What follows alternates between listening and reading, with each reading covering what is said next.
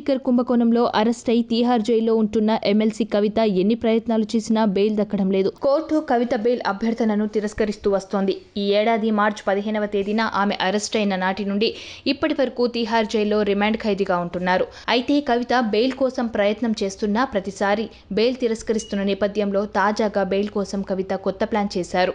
ఈసారి default bail petition ని ఆమె దాఖలు చేశారు.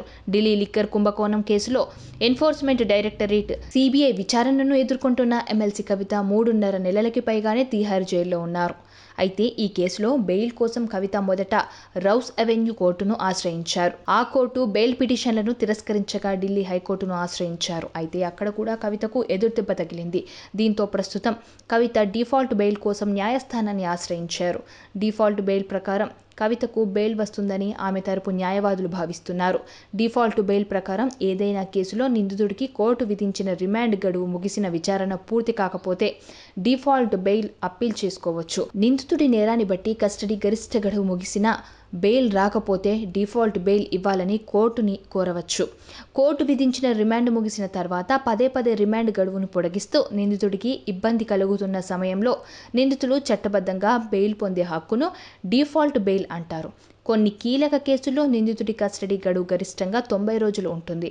మరికొన్ని కేసుల్లో గరిష్టంగా కస్టడీ గడువు 60 రోజులు ఉంటుంది.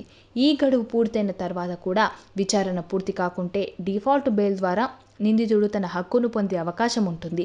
ఈ క్రమంలోనే కవిత డిఫాల్ట్ బెయిల్ పిటిషన్ దాఖలు చేశారు. దీని ప్రకారం కవితకు ఖచ్చితంగా బెయిల్ వచ్చే అవకాశాలున్నాయని అంటున్నారు. అయితే ఈ బెయిల్ పిటిషన్ విచారణలో కవితకు బెయిల్ రాకుండా ఈడీ, సిబిఐ అడ్డుకునే అవకాశం ఉంది. ఈ నేపథ్యంలో బెయిల్ పిటిషన్ పైన హైకోర్టులో ఏం జరుగుతోంది అనేది ప్రస్తుతం ఆసక్తికరంగా మారింది. సబ్స్క్రైబ్ చేయండి. Please do subscribe to. Please like, share and subscribe to top Telugu TV. Top Telugu TV.